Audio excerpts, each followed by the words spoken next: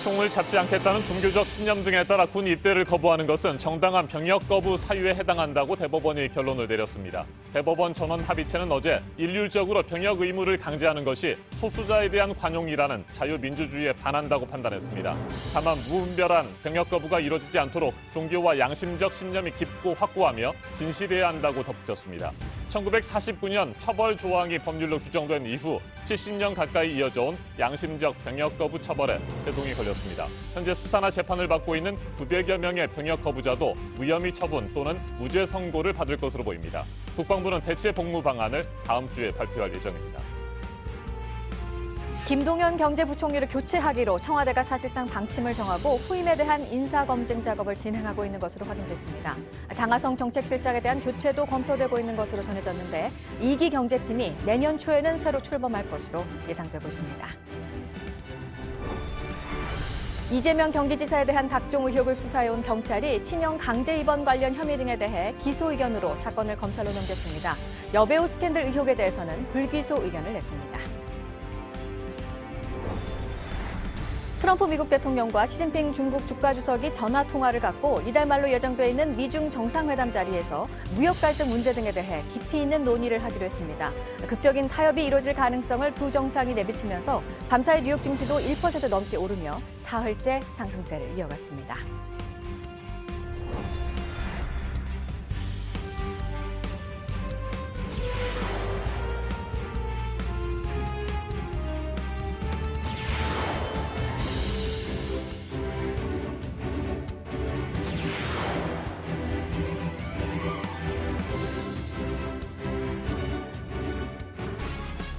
대법원이 양심적 병역 거부자를 처벌해서는 안 된다고 판단했습니다. 종교적 신념 등의 이유로 군 입대를 거부한 사람에게 병역 이행을 강제하고 형사처벌하는 것이 양심의 자유를 과도하게 제한한다고 결론을 내린 겁니다. 1949년 병역법이 제정되고 1953년 양심적 병역 거부자가 처음으로 처벌된 지 65년 만입니다. 네, 앞서 헌법재판소에서는 이들을 위한 대체복무제가 규정되지 않은 법이 위헌이라고 결정을 했었고요. 이제 대법원의 무죄 판결까지 나온 상황입니다. 그럼 앞으로 양심적 병역 거부자들이 어떤 식의 대체복무를 하게 될지 관심이 집중되는 부분이죠. 어느 정도 기간으로 어디서 복무를 할지 이제 다음 주쯤 국방부가 발표를 할 예정입니다. 11월 2일 금요일 아침엔 이지혜 기자가 첫 소식으로 전해드리겠습니다. 양심적 병역 거부는 병역법 제88조 제1항의 정당한 사유에 해당한다는 것이 대법원의 다수 의견입니다. 대법원 전원합의체는 여호와의 증인 신도인 오승헌 씨 상고심에서 징역 1년 6월을 선고한 원심을 깨고 무죄 취지로 사건을 돌려보냈습니다. 지난 2004년 대법원의 양심적 병역 거부자가 처벌 대상이라던 판단을 14년 만에 바꾼 겁니다. 특히 헌법에 보장된 양심의 자유는 국민 기본권으로 국가가 과도하게 제한을 해서는 안 된다고 밝혔습니다. 일률적으로 강제하고 그 불이행에 대하여 형사처벌 등 제재를 하는 것은 소수자에 대한 관용과 포용이라는 자유민주주의 정신에도 위배됩니다. 앞서 헌법재판소는 지난 6월 양심적 병역 거부자들을 위한 대체복무제를 규정하지 않은 지금의 법은 헌법에 위반된다고 결정했습니다. 하지만 대법원은 대체복무제와 상관없이 현행 처벌 조항이 양심의 자유를 침해한다면서 한 걸음 더 나간 판단을 내렸습니다. JTBC 이지혜입니다. 종교적 신념으로 군대 가기를 거부했다가 5년 동안 재판을 받았던 오승헌 씨는 어제 대법원 판결 뒤에 환영의 뜻을 밝혔습니다. 오 씨처럼 수사와 재판을 받아온 병역 거부자는 960여 명으로 이들에게도 무죄가 선고될 것으로 보입니다. 정원석 기자입니다. 지난 2013년 병역 소집에 응하지 않아 재판에 넘겨진 오승헌 씨는 미소를 지었습니다. 다만 대법원의 판단이 양심적 병역 거부 논란의 마침표는 아니라고 말했습니다. 대체복무 도입과 이행이 남았는데요. 이것이 병역 기피로 오남용되지는 않을까 하는 국민들의 우려가 있다는 것 알고 있거든요. 그래서 그런 우려를 모두 좀 해소시킬 수 있도록 성실히 복무하도록 노력하겠습니다. 그동안 전과자가 된 양심적 병역 거부자는 2만여 명에 달합니다. 현재 수사나 재판을 받고 있는 거부자는 966명으로 이들에게도 전국 법원의 무죄 선고가 잇따를 것으로 보입니다. 대신 헌법재판소 결정에 따라 내년까지 대체복무제가 도입되면 이들은 병역의 의무를 다른 방식으로 다하게 됩니다. 다만 이번 판결을 두고 논쟁도 벌어질 전망입니다. 먼저 4명의 대법관이 무죄 취지의 다수 의견에 반대하면서 진정한 양심의 존재 여부를 심사하는 건 불가능하다고 했습니다. 인터넷 공간 등에서도 갑론을박이 벌어지고 있습니다. 군복무를 마친 사람들은 박탈감을 느낄 것이라거나 군대에 가려는 사람이 줄어들 것이란 반응도 있었습니다. JTBC 정원석입니다.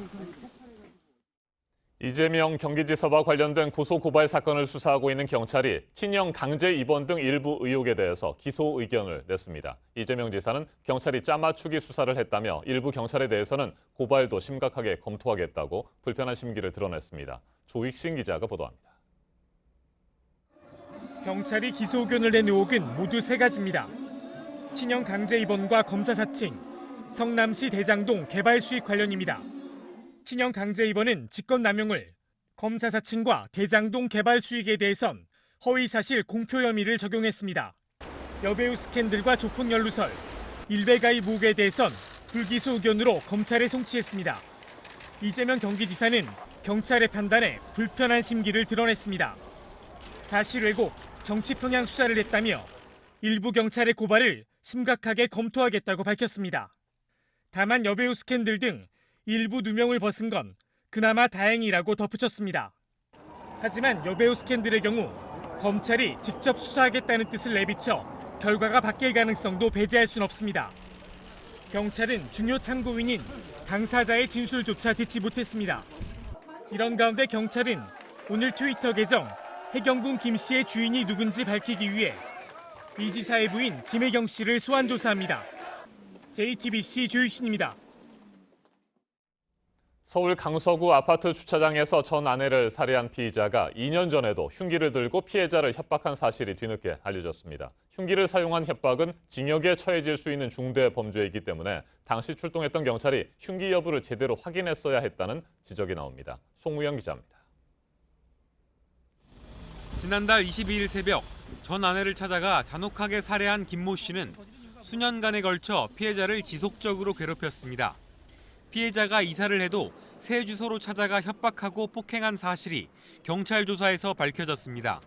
그런데 김 씨가 2016년 1월에는 흉기까지 사용해 피해자를 협박한 사실이 유족들에 의해 알려졌습니다.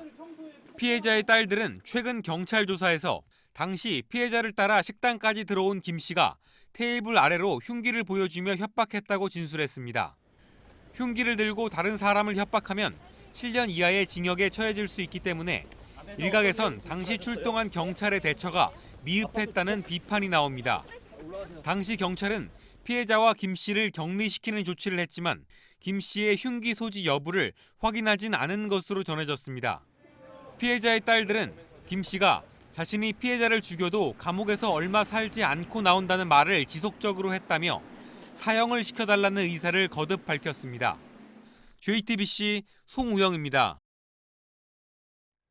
네, 개성 공동연락사무소에서 남북 간의 실무회담이 이어지고 있습니다. 오늘 남북이 만나서 논의할 사항은 체육 분야입니다.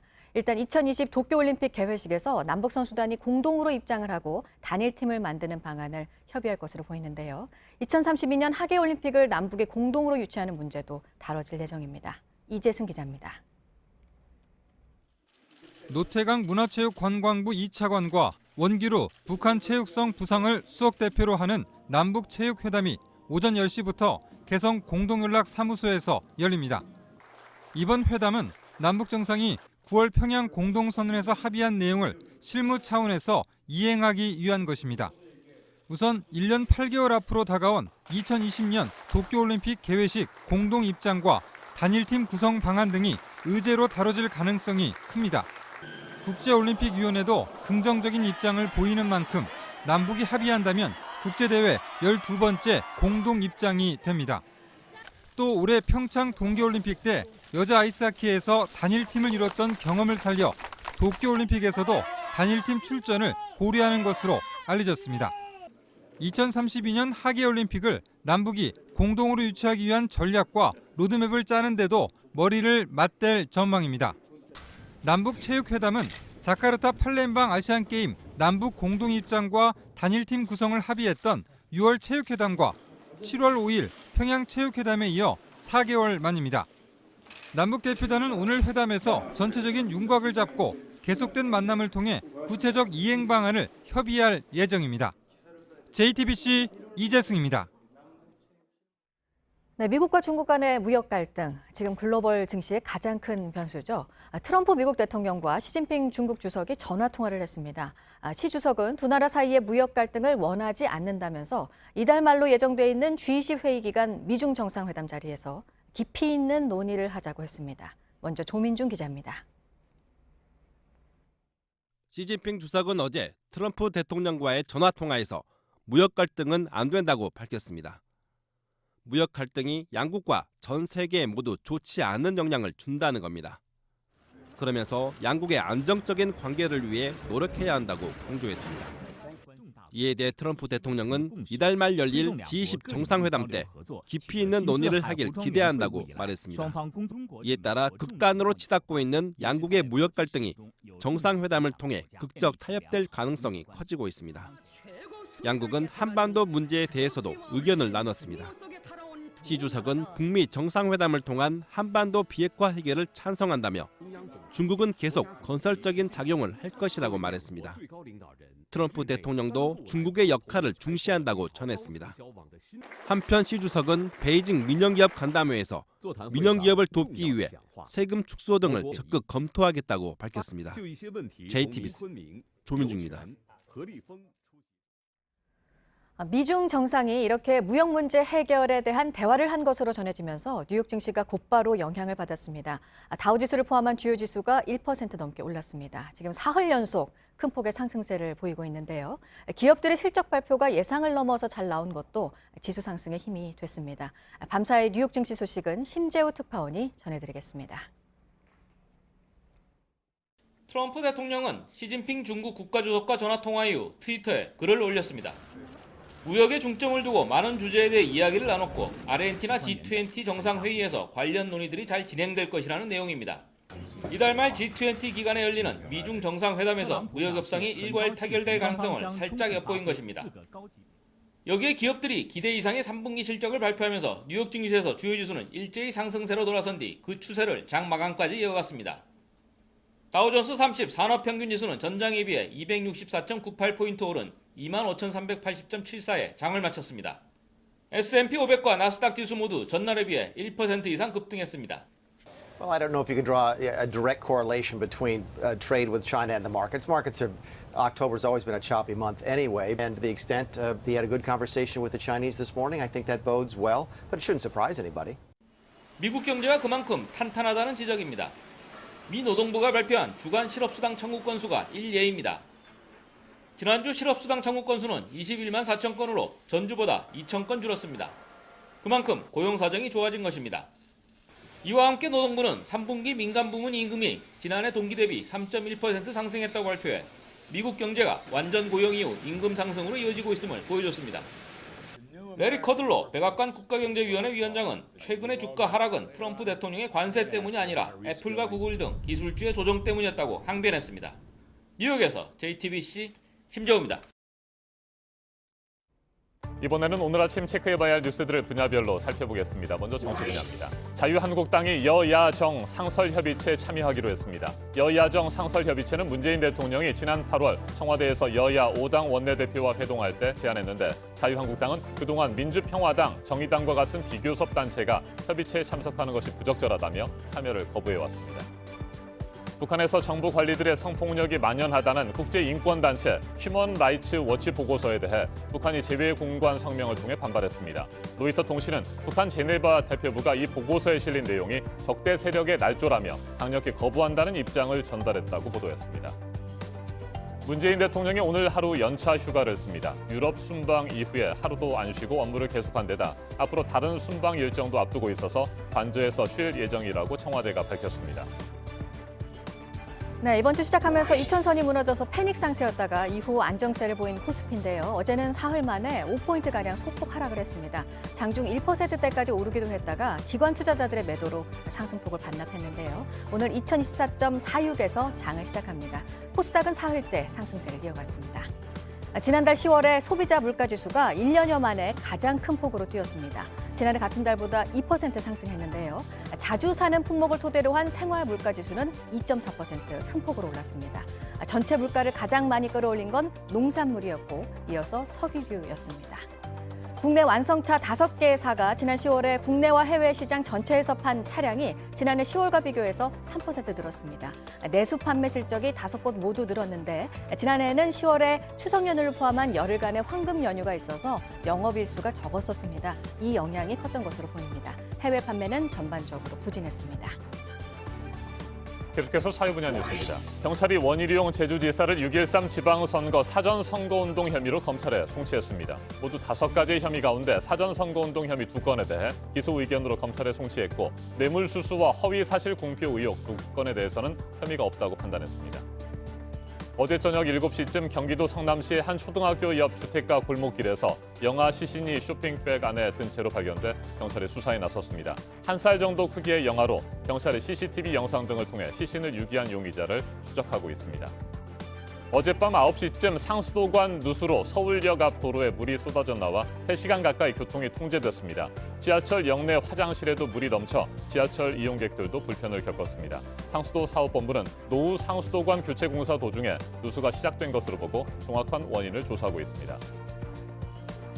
삼국시대부터 이어져 내려온 장담그기가 국가무형문화재로 지정이 됩니다. 콩을 삶아서 메주를 만들고 발효 과정을 통해 된장과 간장을 만드는 한국 음식 문화의 뿌리라는 점을 인정받았습니다.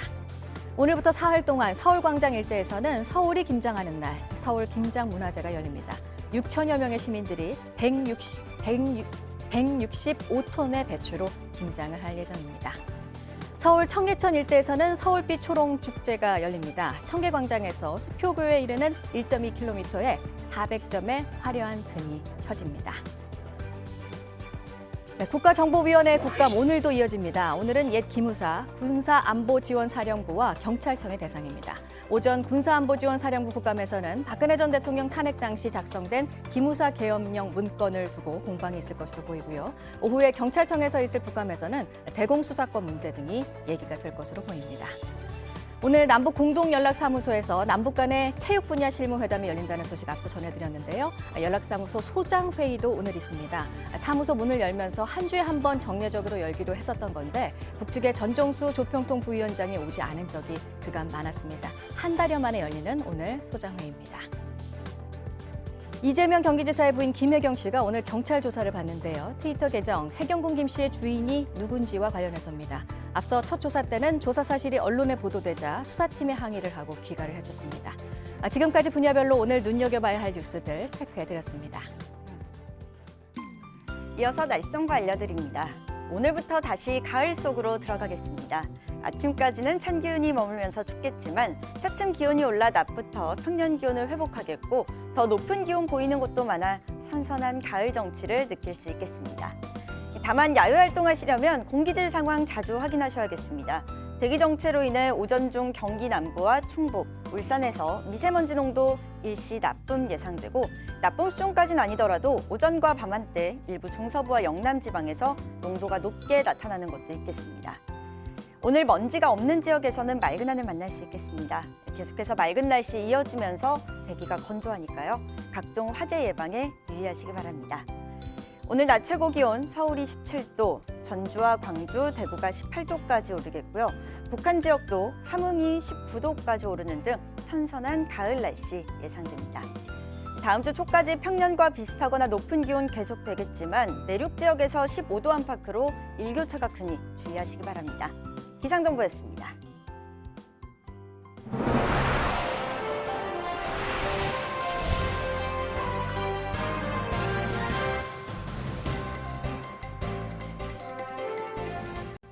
대법원이 어제 양심적 병역 거부자를 처벌해서는 안 된다고 판단했습니다. 이 같은 판결이 나오기까지 그 누구보다도 험난한 싸움을 해왔죠. 이번 판결의 당사자인 오승원 씨의 변론을 맡아왔고 본인 역시 양심적 병역 거부자인 김진우 변호사가 스튜디오에 나왔습니다. 어서 오십시오. 안녕하십니까. 네, 오승원 씨의 변론을 맡으셨고 지난 8월에는 대법원 공개 변론에도 참석을 하셨습니다. 그런데 본인 역시 종교의 이유로 양심적 거부를 하지 않으셨습니까? 네. 실형을 선고받고 복역까지 하셨어요? 네, 그렇습니다. 18년 전이죠. 2000년에 그런 일이 있었습니다. 네. 그럼 몇 년 동안 그때는 이제 징역 3년형을 선고받았고요. 그래서 이제 가석방 기간을 감안하면 징역을 한 2년 4개월 정도 이제 복역했던 것으로 기억합니다. 네, 당시 징역 3년의 형이 선고됐을 때 심경이 어떠셨습니까? 그때 이제 선처를 구하는 국선 변호인이 있었는데요. 한 네. 1분 정도 변론을 해주셨습니다. 근데 그 이제 1분간의 변론이 이제 그때 당시 양심적 병역 거부자를 위해서 해주었던 이제 제3자의 유일한 목소리였다는 생각이 들었습니다. 근데 이제는 참 세월이 많이 지나서 그런지 많은 국민들의 이해와 공감 덕분에 그리고 이제 이번 대법원 판결 이전까지 이제 118건의 하급심 네. 무죄 판결이 있는 동안에 많은 이제 변화와 공감이 이제 형성이 되었기 때문에 이런 좋은 결과가 있었다고 생각이 듭니다. 네, 징역 3년을 선고받으셨을 때 그 당시 재판부의 판단이나 국민적 정서는 어땠다고 지금 돌이켜보면 생각이 드세요? 네, 그때는 이제 많이 이제 이 양심적 병역 거부에 대한 오해나 네. 이제 이해에 대한 부족이 많이 있었던 시기라고 생각이 듭니다. 하지만 2004년도에 이 사건과 관련해서 이제 대법원의 전원합의체 판결이 있었는데요. 그때 단 한 명의 대법관만이 무죄에 대한 의견을 내비쳤습니다. 그런 면에서 지금 이번 사건에서는 이제 9명의 대법관님께서 이제 다수 의견으로 네. 이번 양심적 병역 거부자를 처벌하는 것은 이제 문제가 있다라고 지적을 해주신 것이고요. 네, 그처럼 험난한 시간을 보내오셨는데 어제 무죄 판결을 받았습니다. 심경이 어떠셨습니까? 네, 지금 생각해보면 이번 사건 이외에도 많은 당사자들을 변호해 오면서 정말 안타까운 마음이 많이 드는 사건들이 많이 있었습니다. 네. 눈가에 눈물도 맺히고요. 많은 시간이 지나오면서 문제들이 이제 바로 잡아지는 것에 대해 깊은 마음이 들었습니다. 네, 양심의 자유에 무게를 뒀고요. 어제 대법원 말이죠. 소수자들을 관용하고 포용해야 한다 이런 결론을 내렸습니다. 네. 뭐 여러 가지 메시지가 있겠습니다만 가장 중요하게 생각해야 할 부분이 뭐라고 생각하십니까? 이 소수자에 대한 관용과 이제 포용, 이해를 전제로 하는 때만 이제 민주국가의 정당성이 이제 인정받을 수 있다는 선언뿐만 아니라 네. 좀 구체적으로 법률적으로 봤을 때는 이 양심적 병역 거부자를 어떻게 구분할 수 있는지 사실 병역 기피자와 진정한 의미의 양심적 병역 거부자를 구분하는 것이 사실상 가장 중요한 문제 중에 하나라고 생각이 드는데요. 어떤 양심이 확고하고 깊고 진실해야 된다는 세 가지 요건을 설치하였습니다. 그 부분에 대해서 의미 있는 판결이라는 생각이 들었습니다. 네, 방금 말씀하신 것처럼 양심적 병역 거부자를 어떻게 구분할 것이냐, 그 기준이 모호하다, 뭐 이런 그 분석들이라든지 의견들은 여전히 많이 있는 것 같습니다. 뭐 실제로 그걸 제대로 잘 구분할 수 있는 기준이 있을 거라고 보십니까? 네, 사실 외국에서도 이 양심적 병역 거부자들에 대한 대체복무제를 도입하는 데 있어서 그러한 의문이나 걱정들을 많이 해왔습니다. 그런데 그러한 문제들에 대해서 실제로 실행을 해보니까 그런 문제들이 없었다는 것이 밝혀졌고요. 이 양심적 병역 거부자를 구분하는 기준이 어디에 처음부터 생겨난 것이 아니라 수많은 이제 사례와 문제들을 분석해가면서 이루어졌던 그 중요한 결과 중에 하나입니다. 그래서 걱정은 분명히 될 부분이고요. 이제 대한민국에서는 처음 일어나는 일이기 네. 때문에 그렇지만 앞으로는 그런 문제들이 점점 그런 의구심이나 걱정들이 불식되리라고 생각합니다. 네, 개인의 신념에 따라서 병역을 거부하는 분들도 많이 계시겠습니다만 특정 종교를 믿고 있는 분들이 병역 거부를 해왔던 사례들이 많고요. 그래서 어제 판결에 대해서 특정 종교에 대한 뭐 혜택 아니냐 이런 의견도 있는데 이건 어떻게 생각하십니까? 이게 좀 이해할 수 있는 방법의 차이가 있는 것 같습니다. 그 양심적 병역 거부자들의 특정 종교 신도가 이제 많이 있는 것은 사실입니다. 하지만 이러한 판단은 앞서 이제 헌법재판소의 어떤 결정이나 앞서 118건의 이제 무죄 판결에서도 그러한 부분을 거의 대부분 언급하고 있습니다. 네. 이거는 어떤 특정한 종교의 문제가 아니라 이 진지한 양심을 가지고 있는 사람들의 인류가 생각을 하고 이제 기본적인 사고력을 가지고 있는 사람이 가지고 있는 기본적인 헌법적인 권리라는 것을 항상 강조해 왔습니다. 그런 면에서 어떤 특정한 이제 종교가 그 부분에 대해서 이제 반대 논거로 사용이 되지만 종교인이 아니더라도 누구나 누릴 수 있는 중요한 헌법적 권리임을 다시 한번 확인해 준 것으로 생각됩니다. 네, 어제 판결로 현재 수사를 받고 있거나 재판 과정에 있는 양심적 병역 거부자들 무죄를 받을 가능성이 높아졌는데 이미 형사처벌을 받았거나 현재 수감 중인 이 거부자들에 대해서도 소급해서 형을 면제한다거나 전과를 삭제한다거나 이런 조치들이 이루어질 것으로 보십니까? 네, 물론 이 사법부의 판단만으로 그러한 일들이 이제 법률적으로 일어나기 어렵습니다. 하지만 지금 이러한 사법적인 판단이 일어난 것은 이제 국민의 관용과 이해 정도가 높아졌기 때문이라는 점을 감안해 본다면 행정부 차원에서도 이들에 대한 사면과 복권과 같은 이제 결단이 또한 있으리라고 기대하고 있습니다. 네, 한 가지만 더 여쭙겠습니다. 잠시 후에 우리 김소연 기자가 자세한 리포트를 전해드리겠습니다만 대체 복무제에 대해서 한 가지만 질문을 드릴게요. 대체 복무제와 관련해서 현재 국방부가 안을 마련하고 있는데 교도소나 구치소에서 일반 현역병에 비해서 2배 정도의 기간에 근무를 하는 방안이 유력하다고 하거든요. 이건 어떻게 생각하십니까? 네, 많은 이제 양심적 병역 거부 당사자들과 이야기를 하면 어려운 일을 하는 거에 대한 두려움이 없습니다. 네. 하지만 좀 두려움이 있었던 것은 이제 국제 표준에 걸맞지 않은 이제 징벌적인 대체 복무. 예를 들자면은 과거 아르메니아의 사례가 그러하였는데요. 좀 생소한 나라일 수 있지만 터키라는 나라 이제 분쟁이 있었던 나라입니다.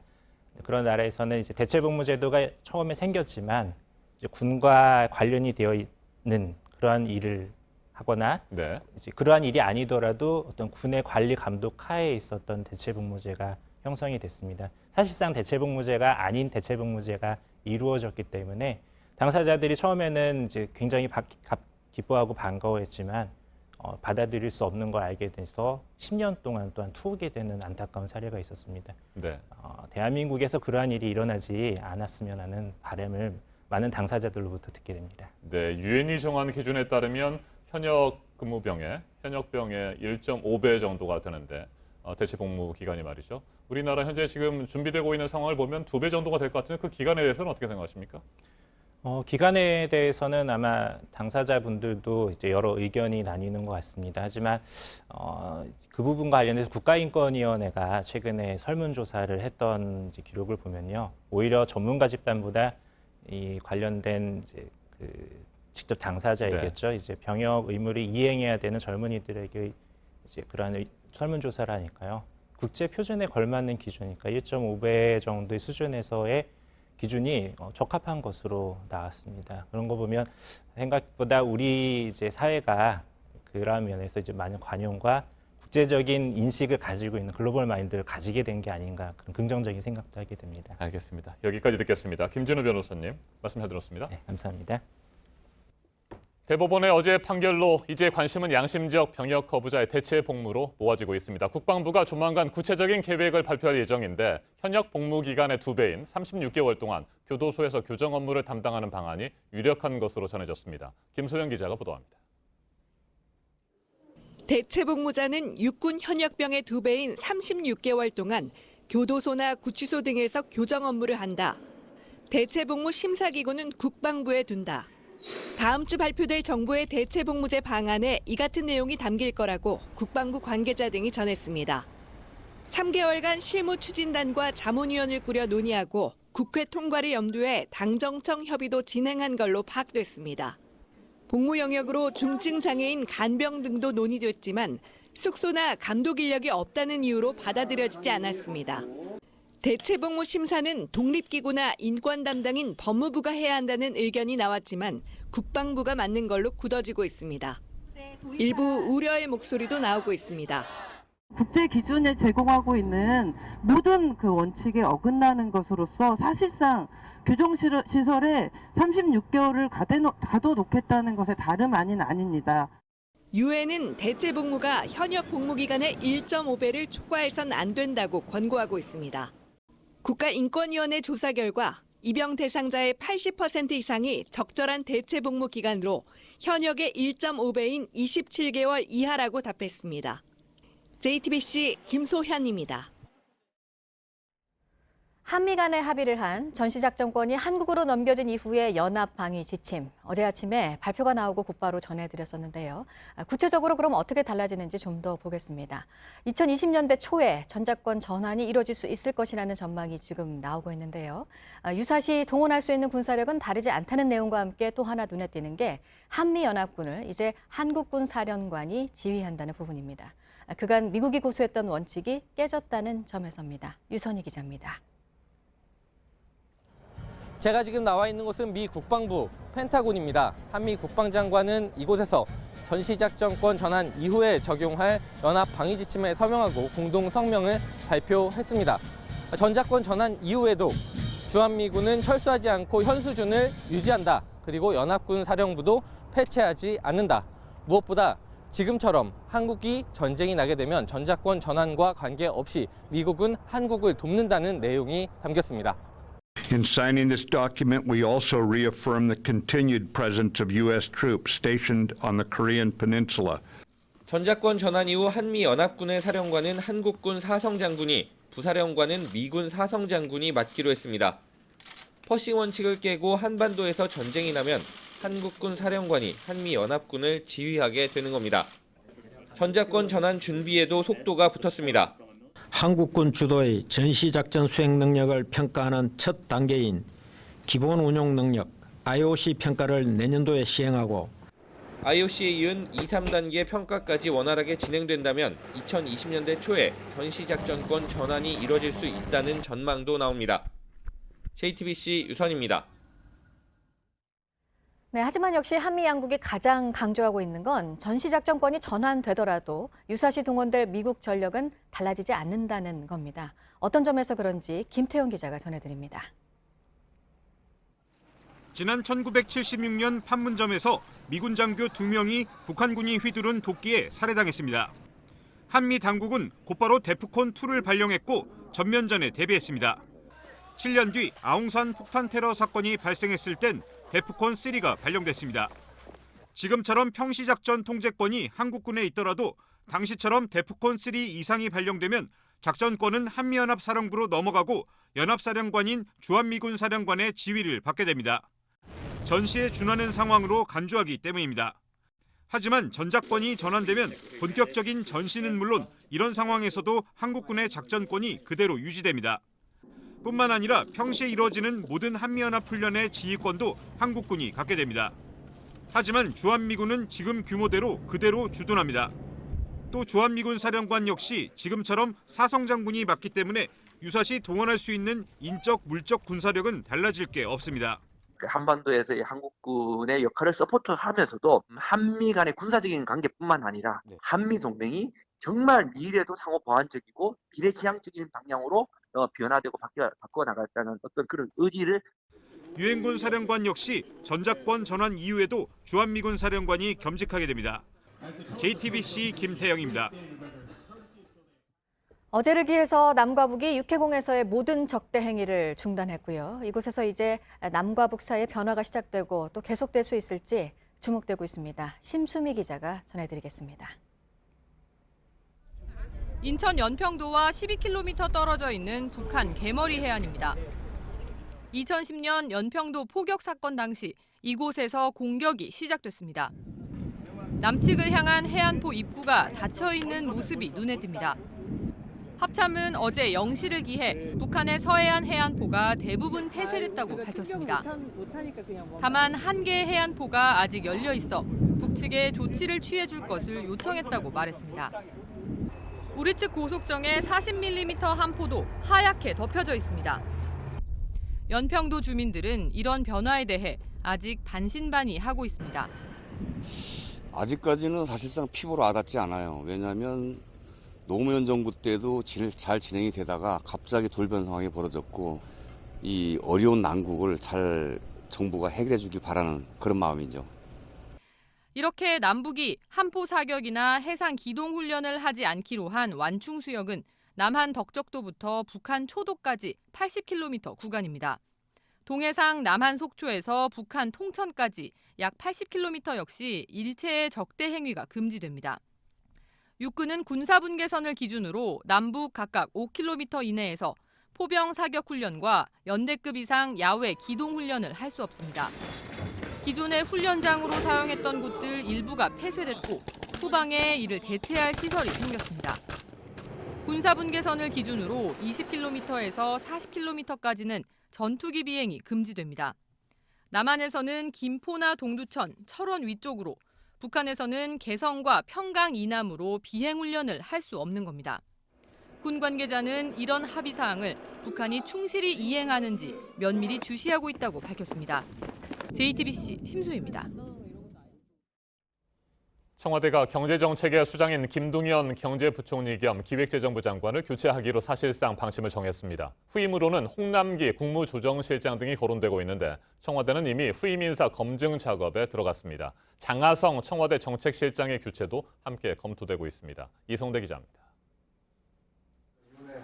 청와대가 김동연 경제부총리에 대한 교체 방침을 세운 걸로 전해졌습니다. 청와대 관계자는 정권 2기에 들어서며 속도를 내려면 서서히 교체할 타이밍이라고 밝혔습니다. 김 부총리는 교체설이 불거진 뒤에 책임을 회피하지 않겠다는 얘기를 여러 차례 했다며 심경을 밝혔습니다. 후임으로는 홍남기 국무조정실장과 임종용 전 금융위원장 등이 거론되는 가운데 청와대 민정수석실은 이미 홍 실장에 대해 인사검증 작업을 진행하고 있는 걸로 확인됐습니다. 다만 김의겸 청와대 대변인은 대통령의 결심이 서지 않았고 결정을 내린 바가 없다며 아직까진 교체 여부를 공식화하진 않았습니다. 장하성 청와대 정책실장 역시 교체로 기운 가운데 후임으로는 김수현 사회수석의 내부 승진이 거론됩니다. JTBC 이성대입니다. 문재인 대통령이 어제 국회에서 시정연설을 했습니다. 470조 원 규모의 내년도 예산안 심사를 앞두고 국회에 협조를 구했습니다. 문 대통령은 2년 연속 예상보다 더 거친 세금을 경기 회복을 위해 풀어야 한다고 말했습니다. 이서준 기자입니다.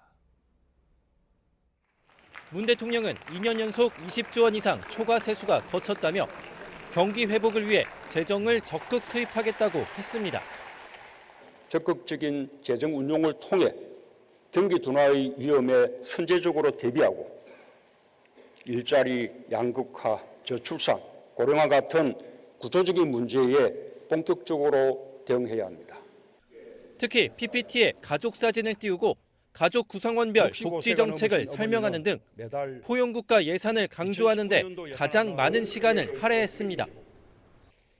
우리의 삶이 어떻게 달라지는지 어느 4인 가족을 가정하여 말씀드리고 싶습니다. 엄마와 아빠가 번갈아 육아휴직을 할 때 두 번째 휴직 부모의 혜택을 더 늘렸습니다. 소득 주도 성장 등 경제정책 기조는 계속된다면서 함께 잘 살자는 말로 연설의 시작과 끝을 채웠습니다. 최근 평양 공동선언과 남북 군사 합의를 국회 동의 없이 비준한 것을 염두한 듯 한반도 비핵화와 평화 프로세스에 대해선 비중을 줄여 연설 끝부분에 언급했습니다. JTBC 이서준입니다. 문재인 대통령이 어제 국회 시정연설에서 경제적 불평등과 불공정을 해소하기 위한 포용 성장을 강조했습니다. 소득주도 성장 정책의 기조를 이어가겠다는 뜻도 밝혔습니다. 그리고 앞서 전해드린 것처럼 청와대는 김동연 경제부총리 겸 기획재정부 장관을 교체하는 쪽으로 가닥을 잡았습니다. 정철진 경제평론가와 좀 더 자세하게 짚어보겠습니다. 안녕하십니까? 네, 안녕하십니까? 네, 그동안 김동연 경제부총리와 장하성 청와대 정책실장 동반 퇴진설이 잇따라 터져 나왔습니다만 그때마다 청와대는 부인을 했습니다. 네. 그런데 이번에는 기정사실화되는 분위기인데 네. 어떻습니까? 각종 경제 지표가 빨간불이 들어오니까 더 이상 늦출 수 없다 이렇게 판단을 했을까요? 그렇습니다. 교체 가능성이 그 어느 때보다 높아지고 있다 이렇게 볼 수가 있겠고요. 네. 9월 달 이후부터 전후로 해서 관련한 보도가 굉장히 많이 나왔었는데요. 그때마다 청와대는 아니다라고 부인을 했는데 지금 모양새로 보면 일단 여권 내부에서도 어느 정도 이 교체설에 대한 것을 확인해 주는 분위기고 청와대 출입 기자들의 반응들을 봐서도 아마도 연말 경에는 김동연 경제부총리와 장하성 청와대 정책실장 모두를 함께 교체하는 쪽으로 가닥이 잡힌 것 같다라고 전해지는데요. 당초에는 뭐 한 명만 교체하고 한 명은 유지했다가 뭐 교체하고 뭐 이런 이야기도 있었는데 아마도 그렇게 될 경우에는 조금 잘못된 시그널을 줄 수 있겠다. 왜냐하면 가령 김동연 경제부총리만 두고 장하성 실장을 교체하면 뭐 소득주도 성장을 포기하는 게 아니냐 뭐 이런 오해가 있을 수가 있겠고요. 김동연 부총리를 또 교체를 하게 되면 혁신 성장은 또 누가 담당하느냐. 뭐 이런 사인 때문에 아마도 두 명을 거의 함께 교체하는 쪽으로 갈 것 같습니다. 네, 청와대 정책실장의 경우에는 뭐 청문회를 따로 거치지 않아도 되기 때문에 그렇죠. 일단 경제부총리 후임자를 내정하고 청문 절차 등을 거친 다음에 동시에 교체된다 이렇게 보면 되겠군요. 그렇게 될 것 같습니다. 그러면 새해부터는 이제 뭐 새로운 경제 라인이 가동이 될까요? 거의 그렇게 될 것 같습니다. 일단 중요한 것이 내년 이제 예산안 통과 네. 아니겠습니까? 그러니까 예산안 통과까지 작업이 마치게 되면 제가 봤을 때 그동안 사이에 이미 청문회가 필요한 경제부총리의 뭐 후임이라든가 이런 것들은 완료를 진 다음에 둘을 동시에, 왜냐하면 청와대 정책실장 같은 경우에는 대통령의 임명으로 가능하지 않습니까? 그래서 연말께 12월경에는 거의 두 명의 수장이 바뀔 가능성이 높습니다. 네, 김동연 경제부총리와 장하성 청와대 정책실장, 그렇죠. 뭐 두 사람 사이의 갈등도 비춰지는 모습도 그동안에 있었습니다만 어떻게 보세요? 최선을 다했지만 여러 가지로 역부족이었다 이렇게 보십니까? 아니면 여러 가지 문제가 많았다 생각하세요? 평가에 대해서는 조심스러운데요. 중요한 것은 일단은 지표상으로 이제 확인이 되고 있지 않습니까? 이제 당초 장하성 정책실장도 연말에는 회복되는 모습을 보여줄 수 있다라고 하는데 현재 뭐 고용 지표든 무슨 지표든 이걸 총괄하는 것이 역시 경제 성장률 지표라고 볼 수가 있는데 속속 하향 조정되고 있거든요. 그렇다면 역시 뭐 노력이라든가 진정성에도 불구하고 결과물은 나오는 것은 일단 좋지 않았기 때문에 거기에 대한 책임론으로 일단 봐도 될 것 같습니다. 네, 홍남기 국무조정실장이 차기 경제부총리, 뭐 한 명 더 있습니다만 이렇게 거론이 되고 있고 김수현 사회수석도 정책실장의 후보로 거론이 되고 있는 모습인데 차기 경제 라인 이 두 명의 수장은 어떤 역할을 잘 하는 사람이 돼야 된다고 보십니까? 일단은 저는 이제 두 명의 입지를 이번에는 좀 조정을 해야 될 필요가 있다라는 겁니다. 우리나라의 경제 수장이라고 하면 실은 원톱이죠.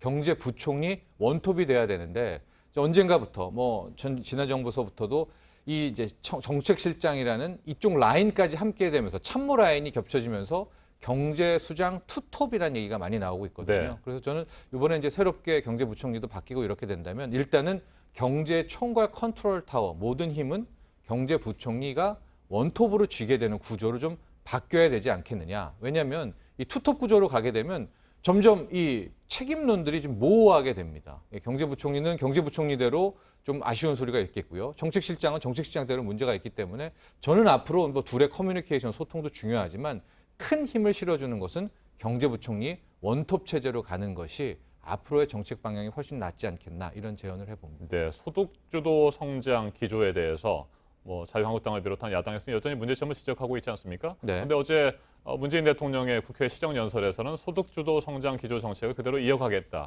이런 뜻이 다시 또 확인이 됐습니다. 그렇습니다. 이제 어제 예산안 관련한 이제 시정연설이 있었는데요. 문재인 대통령의 이야기를 잘 들어보면 일단 말씀하신 대로 소득주도 성장에 대한 기조를 끝까지 이어가겠다라는 어떤 굉장한 확신과 그런 것들을 피력을 했었습니다. 물론 어제 나온 이제 단어는 포용국가라는 이제 이야기였었는데 이 포용국가라는 것들을 잘 들어보시면 기존의 소득주도 성장의 업그레이드 버전, 그러니까 소득주도 성장, 양극화를 해소하고 모든 국민이 뭐 잘 살게 되는 이런 기조를 계속 간다는 것을 확인을 하게 되면서 뭐 큰 틀에서야 소득주도 성장, 뭐 공정경제, 혁신성장 이게 세계에 돌아가지만 아직도 이 소득주도 성장을 통한 뭐 새로운 한국 경제의 뭐 업그레이드 이런 것들에 대해서는 포기하지 않았다. 포기가 아니라 오히려 더 강화하겠다라는 것을 느낄 수가 있었습니다. 네, 문재인 대통령은 2년 연속 더 거친 세금을 경기 회복을 위해서 풀어야 한다. 이렇게 얘기를 했습니다. 앞선 리포트에서 저희가 전해드렸습니다만 이 부분에 대해서는 어떻게 생각하십니까? 네, 어제 같은 경우에 적극 재정, 확대 재정에 대한 이야기를 했습니다. 내년도 예산 같은 경우에는 올해보다 거의 10%, 9.7% 늘어난 이제 470조 원 예산 시대인데요.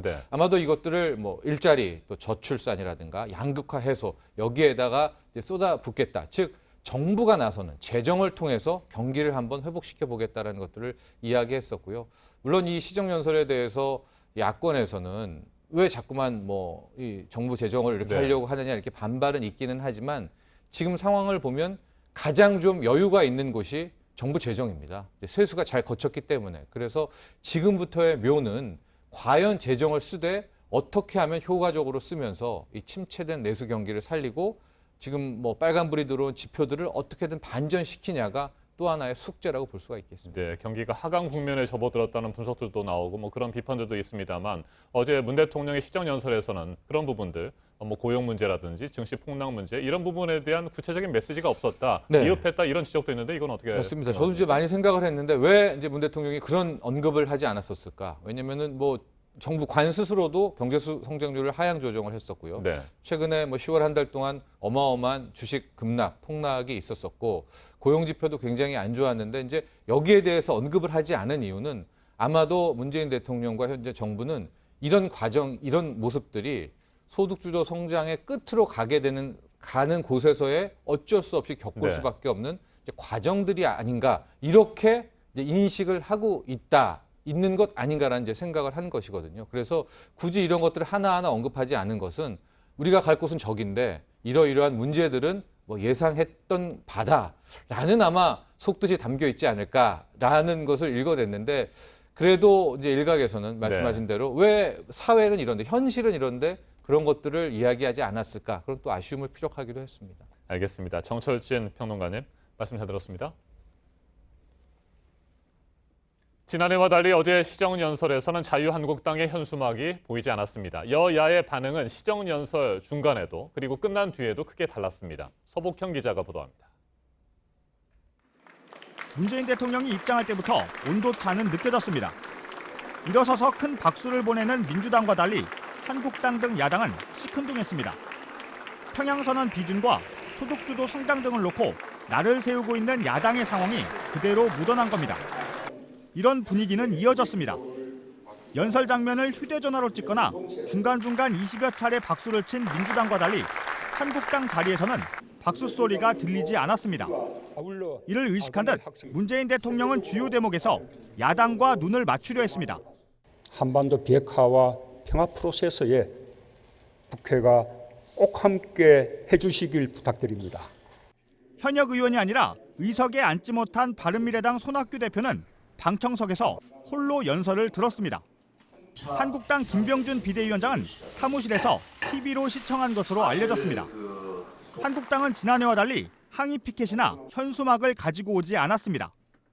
연설이 끝나고 문 대통령과 인사를 나눴고 김성태 원내대표도 웃으며 악수했습니다. 하지만 문 대통령이 퇴장하자마자 한국당이 낸 조명균 장관의 해임 건의안이 본회의에 보고됐습니다. 김성태 의원 등 110인으로부터 국무위원 통일부 장관 조명균 해임 건의안이 제출되었습니다. 본회의장을 빠져나온 여야 지도부의 입장도 크게 갈렸습니다. 굉장히 설득력 있고 공감할 수 있는 그런 내용이었다고 생각합니다. 일자리나 또 경제 상황이 악화되는 부분에 대해서 전혀 다른 입장을 내고 있어 참 걱정입니다. 반성이 먼저 있었어야 하지만 장밋빛 청사진만을 제시하게 되었고 시정연설이 끝난 뒤 한국당은 곧바로 긴급 토론회를 열고 공공기관 채용 의혹과 관련해 정부와 여당을 비판했습니다. JTBC 서복현입니다. 수년 동안 여성 신도들을 성폭행한 혐의를 받는 만민중앙교회 지도자 이재록 씨에 대해 검찰이 징역 20년을 구형했습니다. 이 씨 측은 최후 진술에서도 혐의를 부인했습니다. 김선미 기자입니다. 검찰이 만민중앙교회 지도자 이재록 씨에 대해 상습 준강간 등의 혐의로 징역 20년을 구형했습니다. 또 성폭력 치료 프로그램을 이수하고 설교 등 목회 활동을 하지 못하게 해달라고 재판부에 요청했습니다. 검찰은 피고인을 신적인 존재로 믿고 자란 신도들을 철저히 유린하고 농락한 사건이라며 범행 수법이 엽기적인데도 일말의 뉘우침도 없다고 구형 이유를 밝혔습니다. 직접 최후 진술에 나선 이 씨는 눈도 실명되고 귀도 잘 들리지 않아 교도소에서도 의사소통을 잘 못한다며 선처를 요청했습니다. 이 씨 측 변호인도 피해자들이 음해한 것이라는 기존 입장을 유지했습니다. 선고는 오는 16일 서울중앙지법에서 열립니다.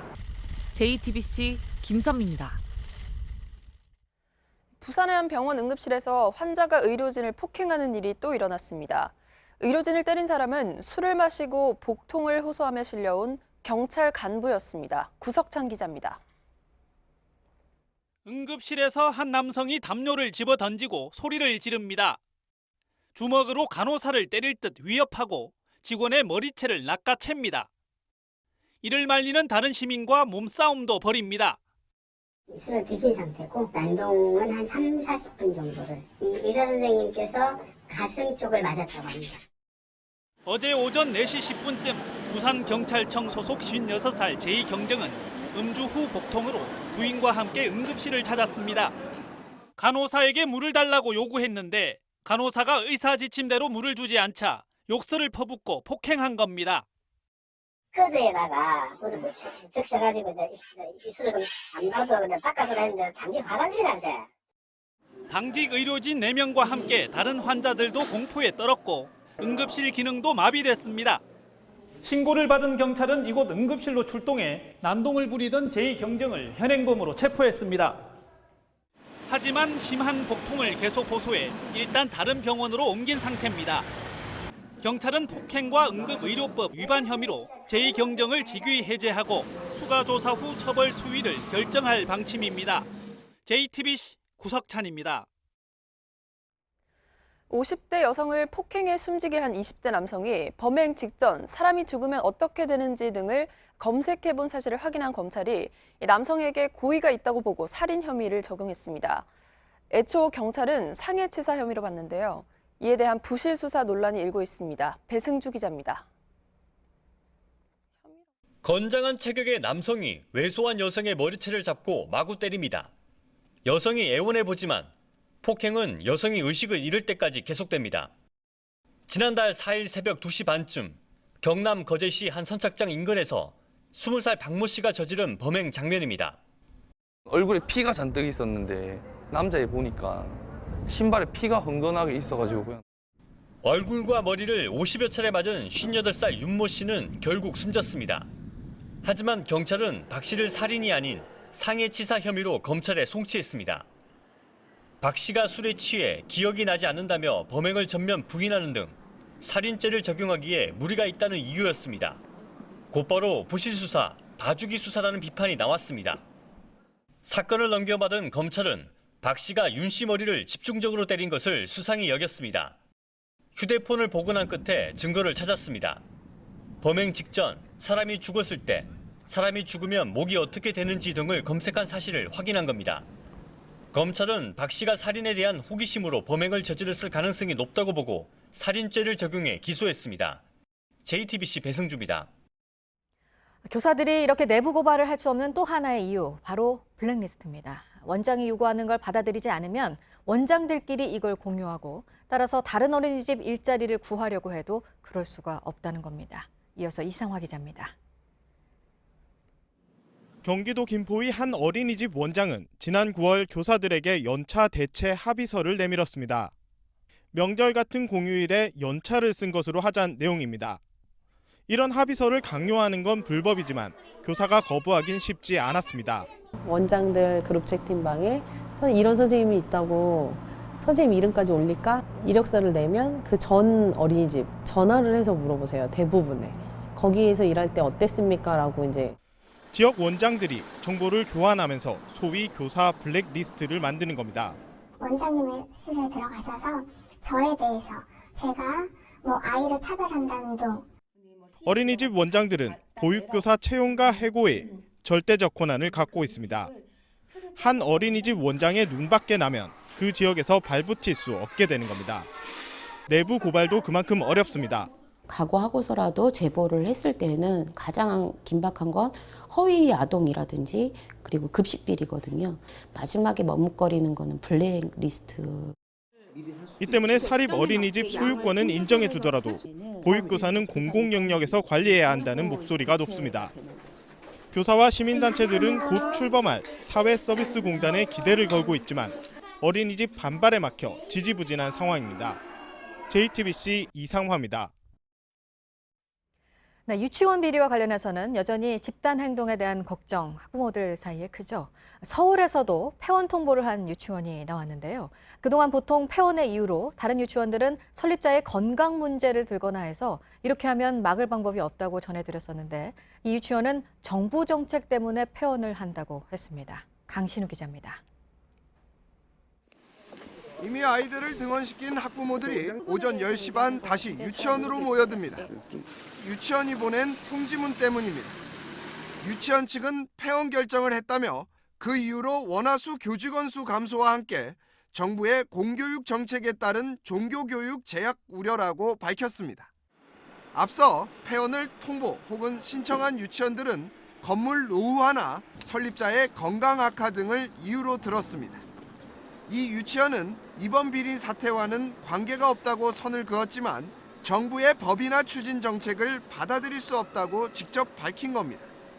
학부모들은 황급히 주변 유치원부터 수소문했습니다. 너무 당황스럽죠. 티오가 일단 없대요. 1년이라도 어떻게 영어 유치원을 보내야 되나. 주변엔 2개의 공립과 3개의 사립 유치원이 있지만 해당 유치원 아이들 65명을 다 수용하기는 힘들 것으로 보입니다. 다른데 연락을 해봤어요. 재정이 어려워서 이거랑은 무관하다.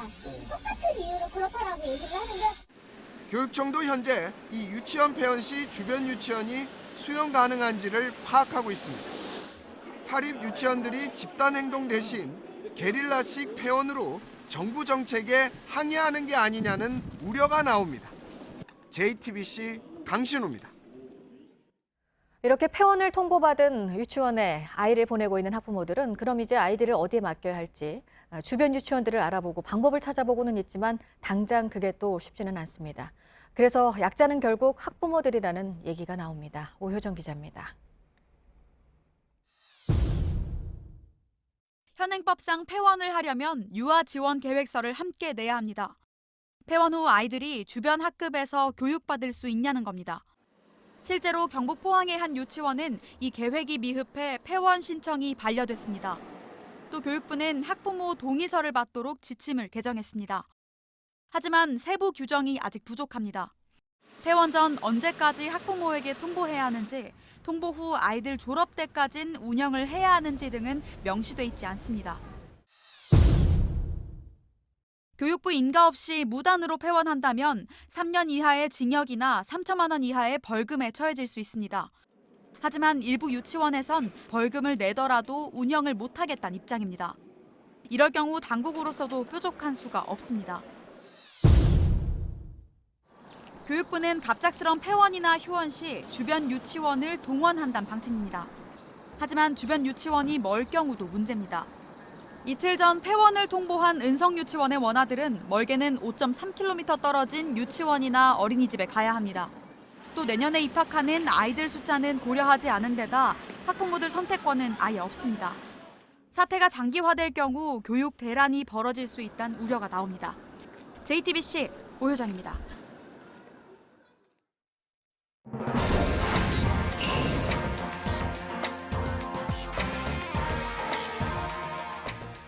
네, 오늘 아침에 새로 들어온 소식들 보겠습니다. 남미를 출발해서 멕시코를 거쳐서 미국으로 돌아가려는 이민자 행렬에 대해서 트럼프 대통령은 해당 국가에 대한 원조를 중단하고 국경에 군인 15,000명을 배치할 수도 있다면서 연일 압박을 하고 있는데요.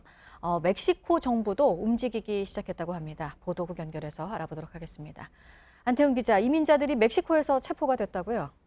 네, 그렇습니다. 멕시코 현지 언론에 따르면 그렇습니다. 고속도로를 따라 북진하던 캐러밴. 캐러밴을 멕시코 경찰이 검문을 해서 합법적 이민 서류를 갖고 있지 않은 이민자 153명을 체포한 것입니다. 트럼프 대통령이 계속 압박을 하자 이에 떠밀려 엄격한 이민 기준을 적용하기 시작한 것으로 외신들은 분석하고 있습니다. 캐러밴은 범죄율이 높은 일부 중미 국가에서 가난을 피해 고국을 떠나 미국을 향해 이동하는 이민자 행렬을 말합니다. 다음은 유엔 주재 차기 미국 대사로 헤더 나워트 현 국무부 대변인이 검토되고 있다는 내용입니다. 트럼프 대통령이 기자들의 관련 질문에 진지하게 검토하고 있다며 밝힌 것입니다. 그러면서 다음 주쯤 결정을 할 것이다라고 덧붙이기도 했습니다. 나워트 대변인은 보수 성향 폭스뉴스 앵커 출신으로 지난해 4월 국무부 대변인에 발탁됐습니다. 앞서 니키 헤일리 현 대사는 지난달 9일이었죠. 올해 안에 사임하겠다는 뜻을 밝힌 바 있습니다. 네, 그리고 호텔이나 항공권을 대신 예약해주겠다고 하고 돈을 가로챈 사기 사건 소식도 전해졌네요. 네, 그렇습니다. 주의하셔야겠습니다. 사기 혐의로 일단 구속된 피의자는 여행 정보 공유 인터넷 카페에서 자신을 예약 대행사 직원이라고 소개했습니다. 해외여행 견적을 문의한 37명에게 이렇게 접근을 했고요. 또 항공권과 숙박권을 대신 예약해 준다면서 2,600여만 원을 챙겼습니다. 경찰이 피의자의 금융계좌를 정지시키고 수사에 나선 상황에서도 피의자의 사기 행각은 계속됐다고 경찰은 밝혔습니다. 경찰은 사이버캅이라는 앱을 통해서 사전에 이체할 계좌번호 등을 검색하면 피해를 줄일 수 있다라고 조언하기도 했습니다. 끝으로 미국의 대이란 제재에서 인도가 예외국으로 인정받았다는 내용 전해드립니다. 이에 따라서 인도는 미국의 제재 대상인 이란산 원유를 수입할 수 있게 되었다고 외신들은 전했습니다. 다만 일정 기간마다 수입량을 감축하는 조건이 포함됐을 가능성이 있다고 덧붙이기도 했습니다. 인도는 중국에 이어서 이란산 원유를 세계에서 두 번째로 많이 수입하는 나라입니다. 지금까지 아침에 지금 JTBC 안태원입니다. 금요일 날씨 키워드 알려드립니다. 오늘은 다시 가을, 미세먼지, 그리고 일교차 유인데요. 낮부터 떠나갔던 가을이 다시 찾아옵니다. 아침까지는 춥겠지만 차츰 기온이 오르면서 평년 수준 회복하겠고 일부는 조금 더 높은 기온 보이겠는데요. 선선한 가을 날씨 되찾겠지만 대기 정체로 일부 중서부와 영남 지역에서 미세먼지 농도가 높아 야외 활동하시려면 공기질 상황 자주 확인하셔야겠습니다. 또 내륙 지역에서 15도 안팎으로 일교차도 커 옷차림에도 더욱 신경 쓰시는 게 좋겠습니다. 지금 이 시각까지는 찬 기운이 강해서 날이 풀리는 게 잘 안 믿겨집니다. 정말 잠이 확 깨는 날씨야. 예쁜 옷 입고 싶다. 아직 가을 옷 못 잃어 하셨고요. 그런데 어제보다 확실히 덜 추운 것 같다며 묘하게 달라진 공기를 느끼실 수 있는 감각이 섬세한 분도 있었습니다. 아직 가을이 곁에 있어서 다행입니다. 지금까지 키워드와 SNS로 만나본 날씨였습니다. 아베 총리가 일제 강제징용자를 구조선반도 출신 노동자로 바꿔서 부르도록 지시했다는 소식 어제 이 시간에 전해드렸습니다. 이처럼 일본 정부는 우리 대법원의 강제징용 배상 판결이 나온 뒤 기다렸다는 듯 치밀하게 움직이고 있습니다. 소송을 당한 일본 기업들이 우리 측 원고에게 배상금을 지불하지 않도록 단속에 나섰다는 보도도 나왔습니다. 윤서령 특파원입니다. 아베 총리가 국회에 출석해 구조선반도 출신 노동자라는 용어를 사용했습니다. 政府としては、この徴用工という表現ではなくて、旧朝鮮半島出身者、出身労働者の問題というふうに申し上げているわけでございますが。 용어를 바꿔 부르기로 했다는 전날 JTBC 보도 내용을 아베 총리가 공식화한 겁니다. 또 이번 대법원 판결의 원고 4명은 모두 모집에 응해 동원됐다고 덧붙였습니다. 모집에 응했으니 강제 동원이 아니라는 주장입니다. 외무성 측은 JTBC 질의에 당시 조선반도에서 일본 본토로 들어온 경위는 다양하며 스스로 자유의지에 의해 개별 입국한 사례도 있다고 설명했습니다. 하지만 모집이나 관알선 방식이 강제 동원에 이용됐다는 건 이미 밝혀진 역사적 사실로 앞으로 잇따를 법적 분쟁이나 국제사회에서의 대응을 염두에 두고 강제나 불법성의 의미를 지우려는 조치로 풀이됩니다. 일본 정부는 또 소송이 진행 중인 기업들을 대상으로 원고 측과 화해나 배상에 응하지 말라는 설명회를 개최하고 있습니다. 和解するという選択肢も当然考えていると思います。日本の政権側がストップかけるというのはですね、自由な選択意思ということを損なうものですから問題だと思います。 도쿄에서 JTBC 윤서령입니다. 오랜 세월이 지난 뒤에 그리고 박근혜 청와대와 양승태 대법원의 방해 끝에 배상 판결을 받았지만 강제징용 피해자들의 고난은 아직까지 끝나지 않았습니다. 일본 정부의 압력으로 일본 기업들이 배상을 거부할 경우 피해자들이 취할 수 있는 방법은 거의 없습니다. 우리 법원이 일본 내 기업에 대한 강제력이 없기 때문에 대책이 마땅치 않은 겁니다. 안희근 기자가 보도합니다. 일본 기업이 배상 의무를 따르지 않을 경우 이춘식 할아버지 등 승소한 원고 4명은 법원 집행관을 통해 우리나라에 있는 일본 기업의 재산을 강제 집행할 수 있습니다. 한국에서 이루어지는 일본 기업의 경제 활동과 관련해서 일본 기업이 이를테면 부동산을 가지고 있다든지 채권을 가지고 있다든지 거기에 대해서는 우리나라 법원 판결이 효력이 미치는 거죠. 하지만 일본에 있는 재산은 일본 최고재판소 판결이 우리 대법원 판결과 달라 압류가 불가능합니다. 이번에 패소한 신일철 죽음의 경우 포스코에 투자한 지분이 있지만 재산 관할권이 미국으로 돼 있습니다. 미국에서 긴 법정 다툼을 다시 시작해야 하는 겁니다. 이 경우 일본은 1965년 한일 청구권 협정을 들고 나올 가능성이 큰데 한일 협정은 박정희 정부가 일본의 식민 통치와 그 과정의 불법 행위를 문제 삼지 않겠다고 써준 각서나 다름없기 때문입니다. 특히 박근혜 정부 당시 재판 고의 지연으로 인해 손해배상을 청구할 수 있는 기간이 지난 점 역시 크게 불리한 정황입니다. JTBC 안의근입니다. 음주운전은 살인 행위라고 말했던 이용주 민주평화당 의원이 음주 단속에 걸렸습니다. 면허 정지 수준으로 술을 마신 뒤에 15km를 주행했습니다. 자숙하겠다고 밝혔지만 비난이 거셉니다. 이용주 의원은 음주운전 처벌을 강화하는 이른바 윤창호법을 공동 발의하기도 했습니다. 연주방 기자입니다. 이용주 민주평화당 의원이 음주운전으로 경찰에 단속된 건 그젯밤 11시쯤입니다.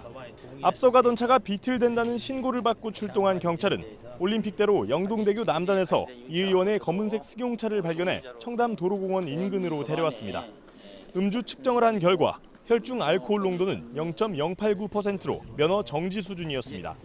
이 의원은 여의도에서 술을 마신 뒤 자신의 승용차를 혼자 몰고 15km 정도 운전한 것으로 파악됐습니다. 이용주 의원은 음주 사실을 인정했습니다. 용서할 수 없는 행위라며 자숙의 시간을 갖겠다고 밝혔습니다.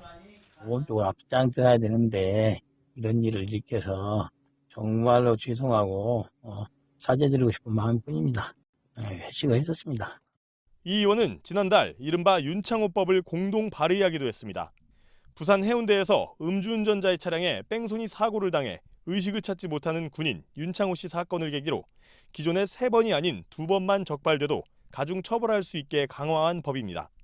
법안을 발의했을 때 이 의원은 음주운전은 실수가 아닌 살인 행위라고도 했습니다.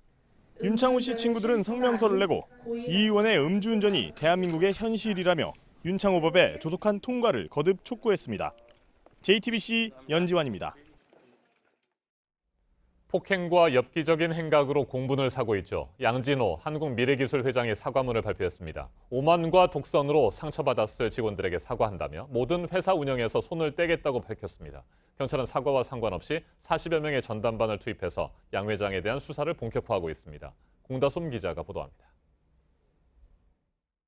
양진호 한국미래기술회장의 소셜미디어에 긴 사과문이 올라왔습니다. 직원을 때리고 워크숍에서 살아있는 닭을 향해 활을 쏘라고 강요했다는 폭로가 나온 지 4일 만입니다.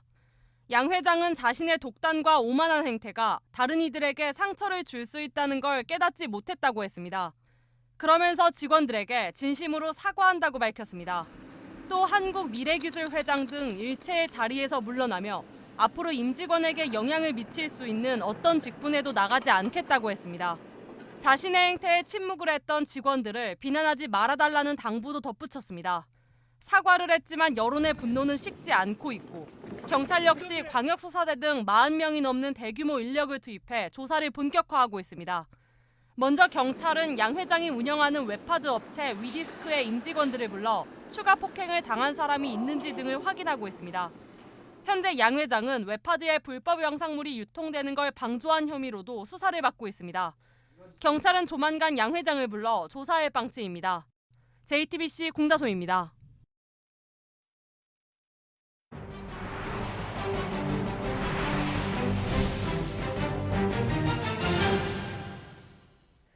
구글 직원들이 세계 곳곳에서 동맹 파업을 벌였습니다.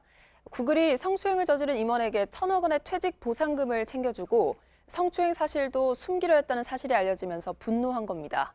부소현 특파원입니다. 수백 명의 구글 직원들이 회사 정문 앞에 모였습니다. 파업은 각 지사 시간대별로 현지 시간 1일 오전 11시 10분 미국 캘리포니아 마운틴뷰 본사와 런던, 싱가포르, 베를린, 취리히, 도쿄 등 전 세계 20여 개의 지사에서 진행됐습니다. 파업은 구글이 전 부사장 앤디 루빈의 성추행 사실을 숨기고 거액의 퇴직 보상금까지 지급했다는 뉴욕타임스 보도로 촉발됐습니다. 보도에 따르면 구글은 부하 여직원에게 성행위를 강요한 루빈에게 조용히 사임을 요구하고 4년간 우리 돈 1,000억 원의 보상금까지 줬습니다. 루비는 안드로이드 창업자로 안드로이드의 아버지로 불리는 인물입니다. 구글 X의 리처드 드볼 이사도 뉴욕타임스 보도로 취업 면접을 보러 온 여성을 성추행했다는 사실이 드러나자 사임했습니다. 순다르 피차이 구글 최고 경영자는 지난 2년간 성추행을 저지른 48명을 해고했다고 해명했지만 직원들의 분노가 가라앉지 않자 표기 조사에 문제가 있었다고 사과했습니다. 로스앤젤레스에서 JTBC 부소연입니다. 영국에서 한국 영화제가 잇따라 열리고 있는데요. 이번에는 남북한 영화가 함께 상영됐습니다.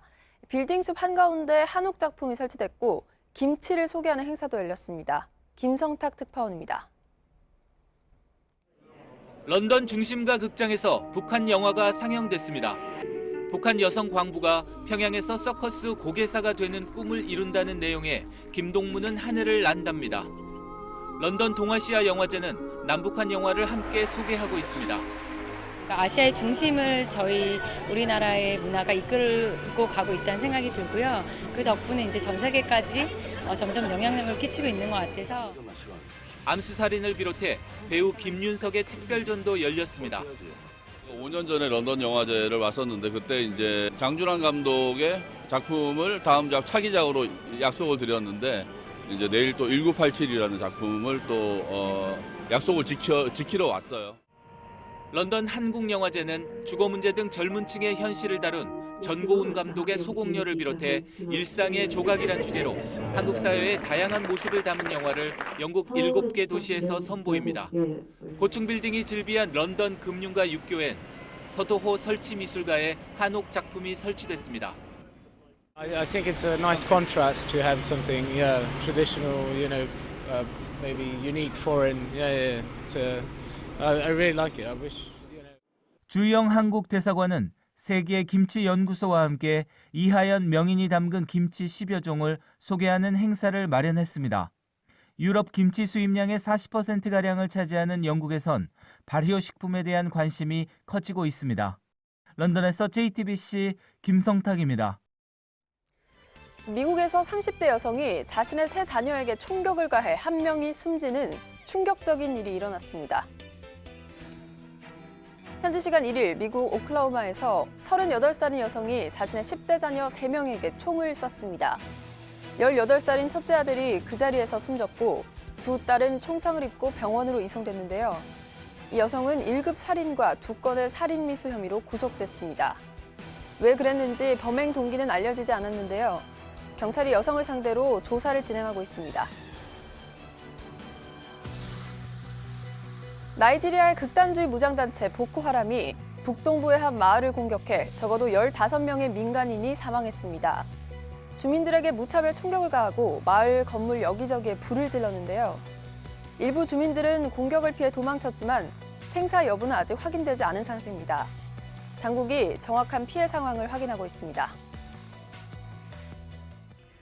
미국의 한 어린이집 교사가 아이들에게 격투를 강요한 일이 뒤늦게 밝혀져 학부모들의 분노를 사고 있습니다. 글러브를 낀 아이들이 서로를 향해 거칠게 주먹을 휘두릅니다. 격투를 지시한 교사 2명은 아이들을 더욱 부추기는데요. 그중 한 명은 신이 난 듯 펄쩍펄쩍 뛰면서 아이들의 격투를 지켜봅니다. 지난 2016년 12월 미국 미주리주의 한 어린이집에서 일어난 일인데요. 이날 30분 이상 지속되던 격투는 옆에 있던 다른 아이가 말리면서 겨우 끝이 났습니다. 현재 해당 교사 2명은 해고됐는데요. 유치원에 소송을 제기한 피해 아동의 부모가 조치가 제대로 취해지지 않자 뒤늦게 영상을 공개했습니다. 2살 아이가 자신의 머리를 접시에 고이 올린 채 조심스럽게 걸어갑니다. 필리핀에 사는 아이가 헬로윈을 맞아서 분장을 한 건데요. 태연하게 사탕을 얻으러 가서는 텅 빈 목에 사탕을 받습니다. 진짜 손은 치마로 가린 채 아이의 머리 위로 가짜 몸통을 붙인 건데요. 이 오싹한 의상은 아이와 엄마가 집에서 직접 만들었습니다. 누리꾼들은 가장 섬뜩하고 귀여운 귀신 분장이라며 극찬을 아끼지 않았습니다.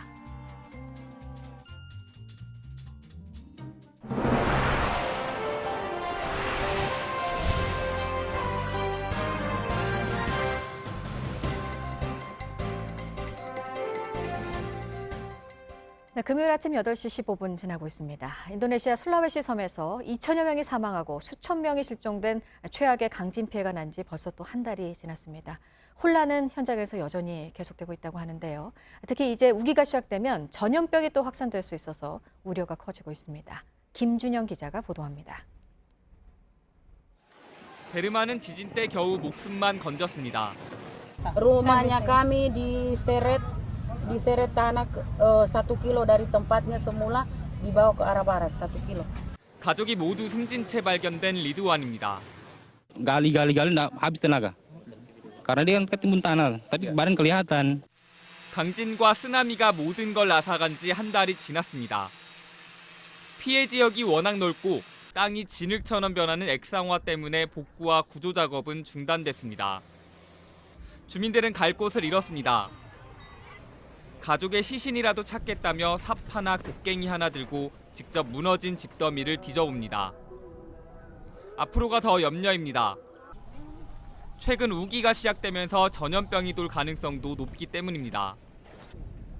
현지 구호기관은 최근 매몰자 시신에 비가 내리면서 모기 번식이 극심해지고 있다며 말라리아 등의 감염 의심 사례가 보고되고 있다고 밝혔습니다.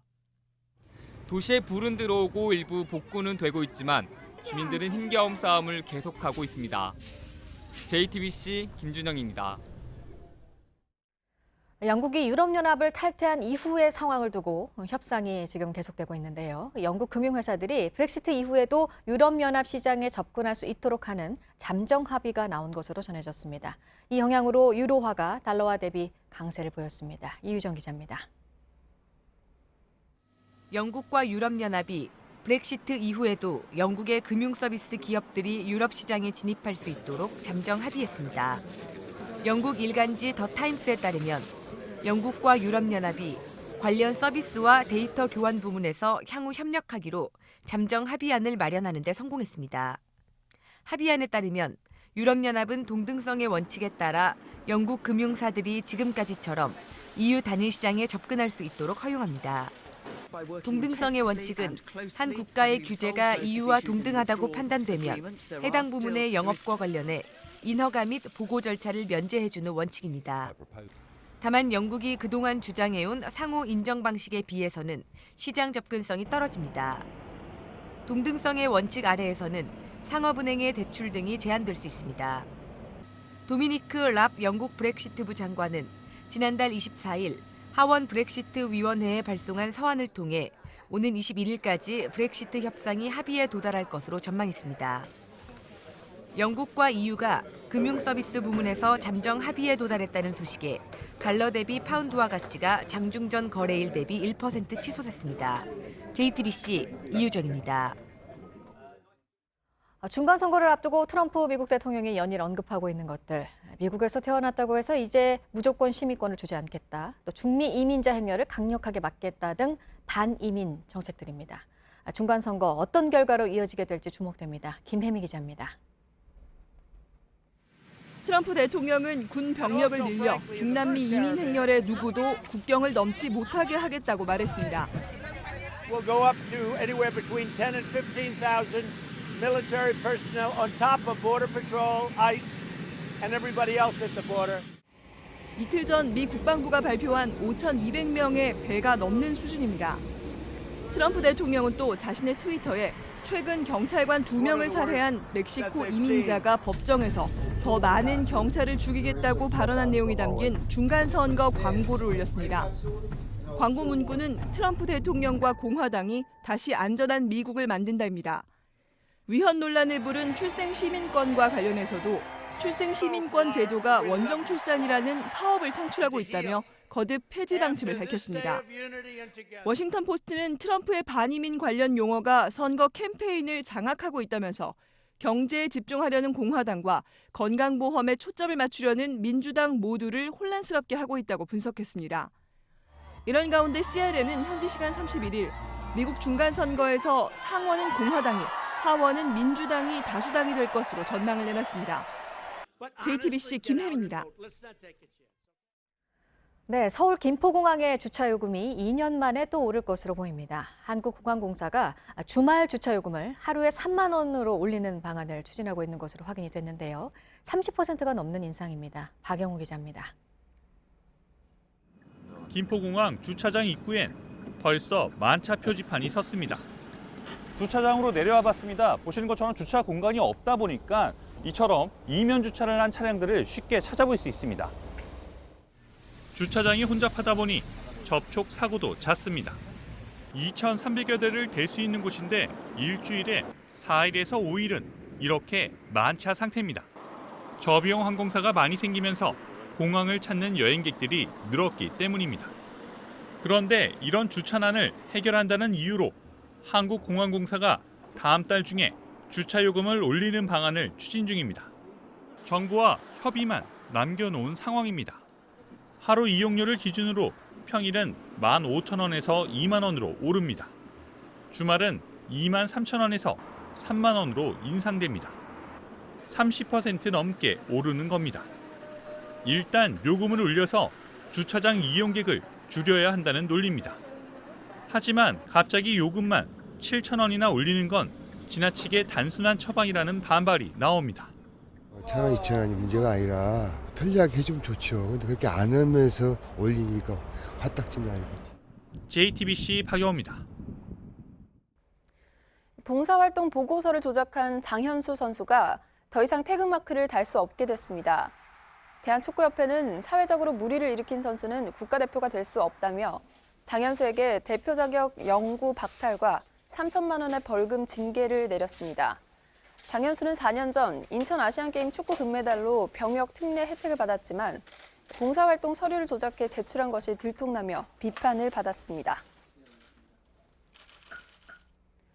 19세 이하 한국 축구대표팀이 카타르를 물리치고 2018 아시아축구연맹 U19 챔피언십 결승에 진출했습니다. 전세진이 멀티골을 터뜨리고 엄원상이 한 골을 더 보태 카타르를 3대1로 꺾었습니다. 한국이 이 대회 결승에 진출한 건 6년 만입니다.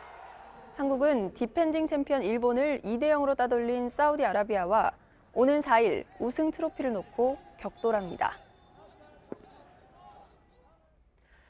IBK 기업은행이 시즌 첫 대결에서 흥국생명을 완파하고 연승에 성공했습니다. IBK 기업은행은 어제 인천 계양체육관에서 열린 도드람 2018-2019 V리그 여자부 1라운드에서 흥국생명을 3대0으로 물리쳤습니다.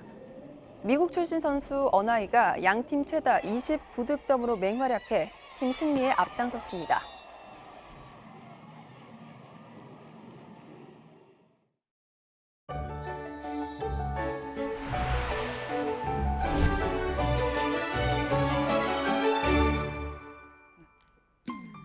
오늘부터 다시 가을 속으로 들어가겠습니다. 아침까지는 찬 기온이 머물면서 춥겠지만 차츰 기온이 올라 낮부터 평년 기온을 회복하겠고 더 높은 기온 보이는 곳도 많아 선선한 가을 정취를 느낄 수 있겠습니다.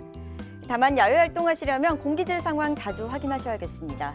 대기 정체로 인해 오전 중 경기 남부와 충북, 울산에서 미세먼지 농도 일시 나쁨 단계 예상되고 나쁨 수준까지는 아니더라도 오전과 밤한때 일부 중서부와 영남 지방에서 농도가 다소 높은 곳도 있겠습니다. 오늘 먼지가 없는 지역에서는 맑은 하늘 만날 수 있겠습니다. 계속해서 맑은 날씨 이어지면서 대기가 건조하니까요. 각종 화재 예방에 유의하시기 바랍니다.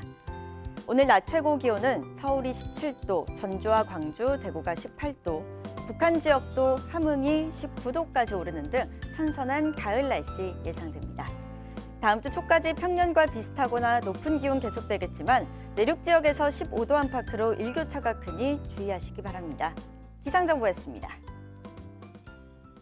아침엔 뉴스워치, 오늘 하루 관심을 가지고 지켜봐야 할, 기억해야 할 뉴스 끝으로 정리해드립니다.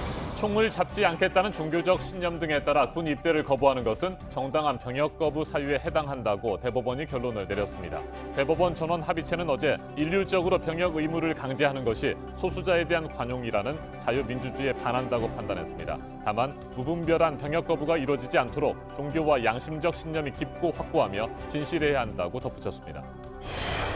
문재인 정부 새 경제팀이 내년 초쯤 출범할 것으로 전망됩니다. 청와대가 김동연 경제부총리를 교체하기로 사실상 방침을 정하고 후임 인사 검증 작업에 들어간 가운데 장하성 정책실장 후임에는 김수현 사회수석이 거론되고 있습니다.